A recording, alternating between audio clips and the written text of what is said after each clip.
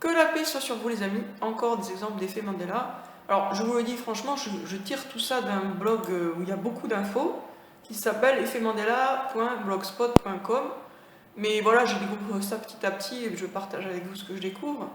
Enfin, les trucs en tout cas qui me font écho, qui font écho à ma connaissance du monde, puisqu'il y a des trucs que ça me fait pas tilt, hein, mais Sex in the City, la série, c'était Sex in the City. Maintenant, c'est Sex and the City, et comme d'habitude, ce n'est pas censé être un changement de titre. Théoriquement, ça a toujours été Sex and the City. Je pense quand même que vous vous rappelez que c'était Sex in the City. Moi, j'ai regardé la série, mais je me souviens très très bien par contre du titre. C'était bien Sex in the City. Et vous voyez comme c'est toujours des modifications mineures pour qu'on puisse douter de sa mémoire. Ensuite, il y avait le Smithsonian Institute, et ça je m'en souviens très très bien aussi parce que je m'y étais intéressée par rapport aux géants, parce qu'en fait c'est un musée, un très grand musée aux États-Unis où ils récupèrent tous les ossements de géants qu'on découvre dans le sol et ils les font disparaître. Donc je connais bien le nom de ce musée, Smithsonian Institute, mais maintenant c'est Smithsonian Institution. Ils ont changé le nom et là aussi c'est censé avoir toujours été le nouveau nom. Et comme c'est des petites modifications, il y a toujours la possibilité de se dire c'est moi qui me souviens mal. Voilà. Mais c'est pas que vous vous souvenez mal, c'est que ça a été changé. Et par rapport à ça, je reviens sur un point. Qu'est-ce qu'ils peuvent changer? Ils peuvent changer des statuts, donc la forme d'un objet. Ils peuvent changer du son dans un film. Ils ont modifié des chansons, ils ont modifié des paroles dans des films. Ils peuvent changer des photos ou des livres. Donc ils peuvent changer tout ce qu'il y a dans un livre en fait, que ce soit des photos ou que ce soit du texte. Ils peuvent changer tout ça. Mais comme ils n'ont pas peut-être la rigueur pour vraiment changer absolument tout ce qui fait référence à un truc donné, il y a toujours des petites traces à droite à gauche de la réalité antérieure, celle qu'ils ont supprimée. Donc il y a toujours des micro-vestiges du passé qui subsistent et qui sont rassemblés par les gens qui étudient l'effet Mandela. Alors pour ceux qui partent sur des interprétations, il y a quelqu'un qui a dit c'est un miracle de Dieu. Je pense que Dieu a mieux à faire que de remplacer Sex in the City par Sex and the City. Ça me paraît plus que probable. Pour moi, c'est pas de l'ordre du miracle, ça. C'est de l'ordre du phénomène étrange et bizarre à expliquer, mais c'est pas du tout un miracle. Un miracle, c'est quand vous avez un pain et puis brusquement il y en a 15, ou quand vous mangez du pain pendant une semaine et il en reste toujours autant, voire il en reste plus, ça c'est un miracle.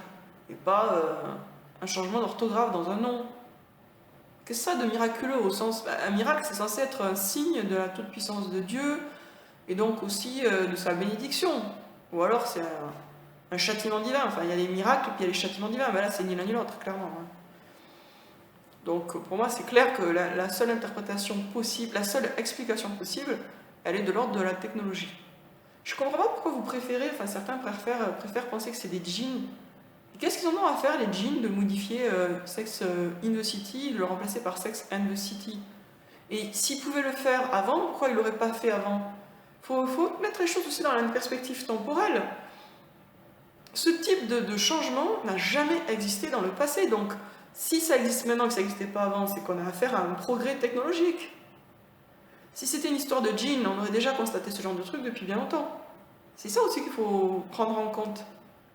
Mais le problème, c'est que tout le monde est un peu amnésique, quoi. On est tous trop déconnectés du passé, on manque de connaissances sur le passé, on ne voit pas les choses dans une perspective temporelle, on est comme prisonnier de l'instant présent, et ça nous enlève le recul intellectuel qui nous permettrait d'avoir une vision saine des choses.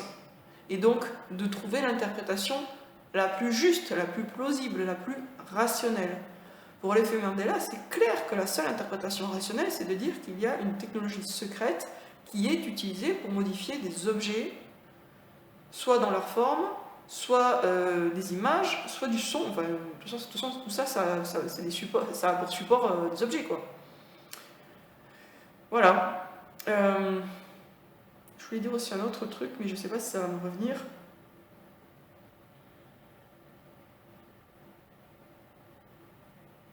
Ouais, ben non, ça me revient pas.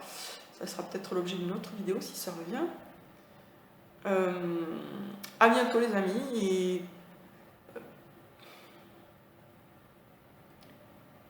on vit dans un monde qui est falsifié de plusieurs manières, mais c'est pas ça doit pas être un prétexte pour renoncer à se servir de sa raison. Au contraire, on doit se servir d'autant plus de sa raison qu'on vit dans un monde d'illusions, de traquenards, de fausses pistes, de pièges.